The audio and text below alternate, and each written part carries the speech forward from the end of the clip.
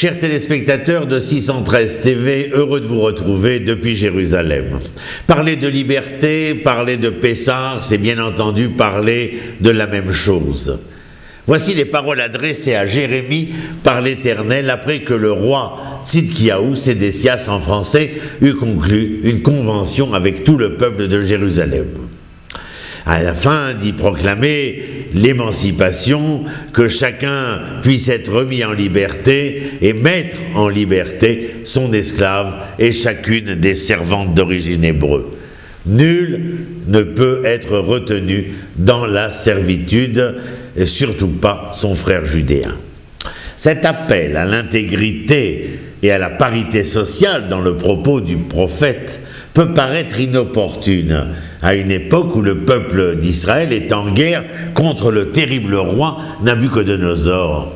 L'impératif n'est-il pas de focaliser toute notre attention autour des manœuvres militaires et différer à bien plus tard les réformes sociales? Yirmiyahu semble éloigné de la réalité et paraît ne pas appréhender le sérieux de la situation lorsqu'il s'embarrasse d'un socialisme alors que la patrie est en danger. Mais sa charge à lui en tant que prophète est aussi, et bien évidemment, de nous enseigner comment percevoir les événements et les traduire, non par la raison, mais par la probité. La chute du royaume d'Israël ne dépend guère de la puissance ou du nombre de ses ennemis, mais seulement de sa déchéance morale. Si celui-ci accepte de spolier la liberté de ses frères, de bafouer leurs droits les plus élémentaires, eh bien écoutons-les déclamer. Quand on a les facilités, le pouvoir et l'argent, on assouvit ses appétits et l'on raille morale et justice. La vertu et la probité? Voilà une bonne question. Chimère, désavortons pour se défendre des puissants, pensait-il. Dans ce monde, il n'y a ni loi ni foi généreuse. Ce qui règne, c'est le droit du plus fort, disent certains. Bien sûr, les manants n'ont pas l'énergie essentielle pour abattre la dictature et rassasier leurs envies. Alors, que font-ils? Eh bien, ils désavouent la force. Nous sommes ici en présence d'un discours dans le Tanakh, ambigu, celui des cupides, des gens dépités. Leurs palabres, c'est-à-dire leurs propos, sont les propos d'individus affaiblis et inopérants. Eux parlent de justice et de morale, parlent de modérer les appétences. La vraie vie est la vie des durs, disent-ils. Elle est dans l'outrance, dans l'orgie et la jouissance, et pas dans la limitation, la restriction, la suppression des désirs, dirait-on. Tout ce que je viens de vous dire est une espèce d'ultimatum à l'Éternel. Ce n'est pas les propos du prophète. Ce ne sont pas les propos que l'Éternel met dans la bouche du prophète. Le prophète, lui, exige d'affranchir tous les esclaves afin de pouvoir apprécier un début de solution à tous les problèmes politiques et militaires. Ne pas être un peuple moral, dira Yirmiyahu, abroge notre droit d'exister en tant que nation.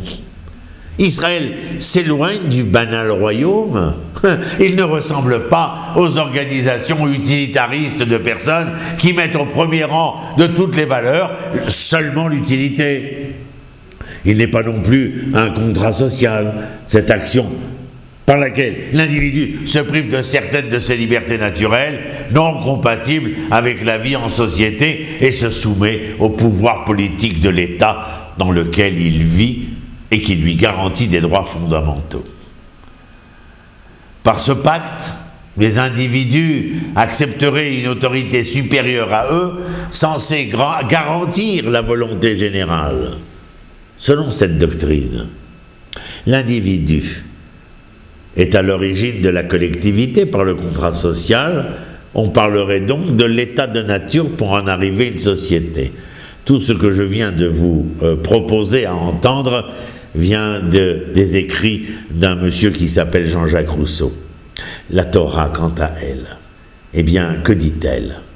Elle s'interdit d'instituer l'esclavage en statut social, à l'inverse d'un Aristote qui reconnaissait l'esclavage comme une règle normative des sociétés antiques, constituées d'humains et de sous-humains, promis à la servitude. Un autre philosophe, comme Platon lui-même, peignant le portrait de l'État idéal dans la République, fractionnait la collectivité en 3 classes, les philosophes, les soldats, les esclaves. Ces derniers pouvaient être d'ailleurs des personnes très instruites, des ingénieurs, des médecins. Néanmoins, ils dépendaient d'une caste inférieure. Israël, lui, doit devenir Mamlechet Kohanim Vegoy Kadosh, un royaume de prêtres et une nation sainte. La vertu doit se hausser au rang de la nation et refuser la satisfaction primaire d'être comme tout le monde, de se suffire des vertus individuelles. La moralité dont nous sommes les porteurs et les vecteurs doit se matérialiser à l'échelle collective du peuple d'Israël.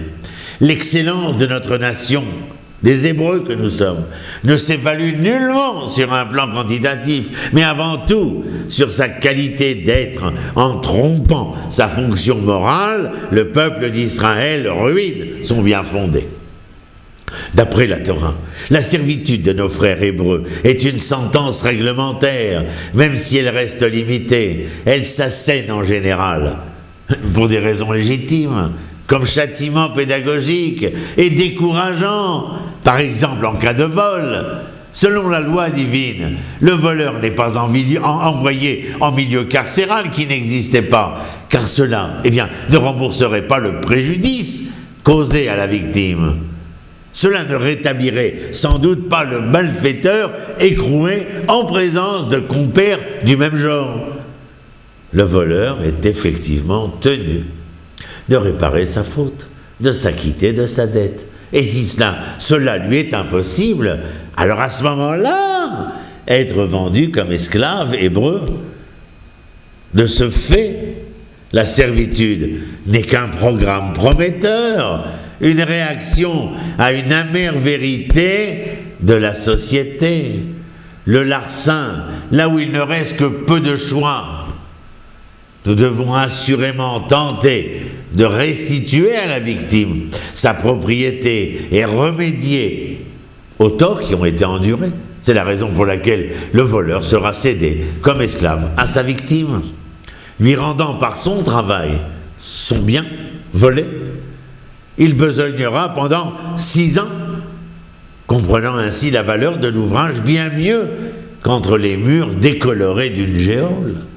Cet homme qui honnissait la valeur du travail et le patrimoine d'autrui, qui tentait de se bâtir une vie facile et immorale, à bon compte, devra, pour se sauver spirituellement, abandonner sa liberté pendant au moins 6 ans et se vouer à un exercice bienfaiteur, devinez lequel? Le travail. En conséquence, le voleur ne se transformera pas en paria de la société, il ne sera pas écarté de la communauté, il sera soutenu de manière adéquate afin de reprendre son rôle à l'intérieur de la société, après avoir expié sa peine, malgré la gravité de son acte. Le voleur sera finalement rendu à la liberté, car c'est son droit le plus légitime. L'énoncé d'un tel châtiment dans le judaïsme est finalement plus généreux que le système judiciaire décrit dans Les Misérables, où le héros est voué aux travaux forcés à vie après avoir chapardé un quignon de pain. Il concède aux condamnés le regret et une nouvelle virginité sociale. La liberté pour Israël est le patrimoine le plus cher dont l'homme dispose. Nul n'a le droit de lui soustraire.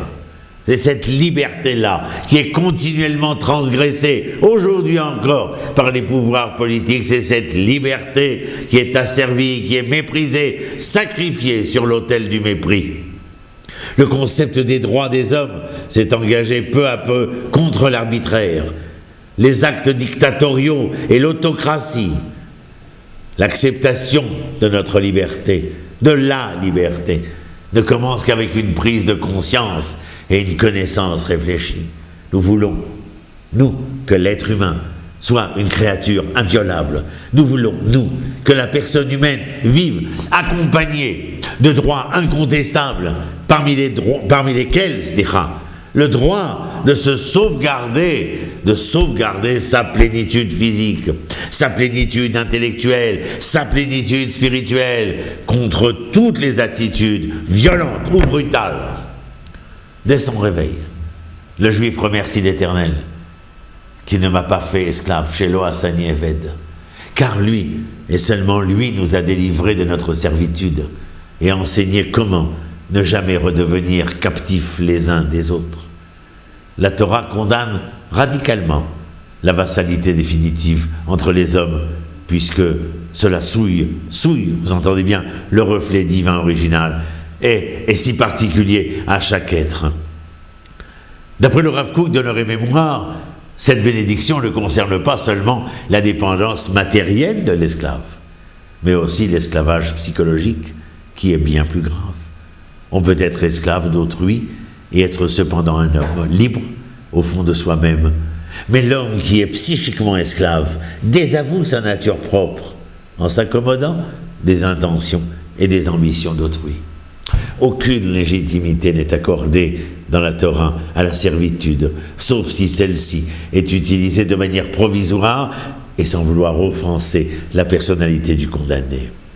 Si le provisoire évolue vers le définitif, il favorise lentement, mais sûrement, une seconde nature qui altère la dignité divine, indissociable de l'être humain. En hébreu, les termes indépendance et personnalité, atzmaout et atzmiyut, ont une même racine étymologique et nous enseignent donc que pour être soi-même, il est indispensable d'être émancipé. Les justes au conditionnel constituent la majorité du peuple d'Israël. Cela, la Torah le comprend aisément, et c'est cette raison qui la destine précisément à l'homme en situation réelle. La Torah l'onit dans la Malachim, elle n'a pas été donnée aux anges. Elle lui fut offerte, à lui, l'homme, afin qu'il évalue attentivement toutes les difficultés de l'existence humaine. Et d'une certaine façon, Dieu se réduit, comme dit le Zohar, afin d'octroyer à l'individu une leçon conforme à son univers.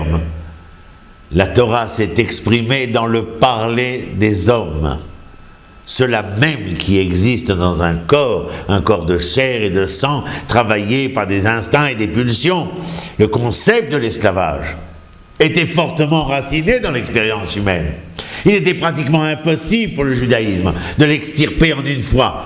Mais la Torah va, elle, tenter de le défaire pas à pas en concevant une nouvelle administration sociale capable de saper cette tradition de l'intérieur.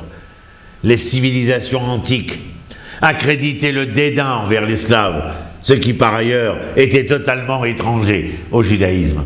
Dans la langue hébraïque, il ne se trouve pas de mot particulier pour définir un esclave. Eved, en hébreu, signifie parfois cela, mais aussi le travailleur. Dans la conscience hébraïque, la même expression révèle à la fois l'esclave et le serviteur de Dieu, Eved Hashem. Mais la liberté avant tout, notre liberté intérieure, nous acceptons de devenir les serviteurs de l'éternel Dieu, mais jamais l'esclave d'autrui. La Torah récuse la veulerie et la dépendance soumise au prochain. Nos maîtres accusent ceux qui s'abandonnent et se soumettent au mal. Qui est le véritable héros? Celui qui sait vaincre ses pulsions, dit le Pirkei Avot. Le fondement du droit étant moral, l'évolution de ce droit est toujours influencée par des principes moraux, et par des principes moraux à caractère universel. Les droits des hommes sont l'expression des revendications qui tiennent à la dignité humaine, exprimées dans des termes qui sont ceux de la loi. Néanmoins, les droits des hommes sont des règles éternelles. Elles se sont imposées lentement dans l'histoire d'une manière progressive. Les droits des hommes sont historiques au sens où ils résultent d'une victoire graduelle, jamais résolue et toujours sur le chemin de la dignité humaine sur terre. Voici que l'histoire de la sortie d'Égypte, en donnant naissance à ce peuple, à cette nation, allait permettre aux autres nations de pouvoir entendre à travers eux une autre réalité, un autre devenir, celui où les hommes pourraient se rencontrer avec eux-mêmes, mais entre eux-mêmes également, celui où, grâce à Israël, de par l'identité morale de la manière d'être hébreu, non seulement Israël se rédempterait, mais permettrait à l'humanité de se rédempter elle aussi. Chers téléspectateurs, à la semaine prochaine, à très bientôt. Leitraut, salut.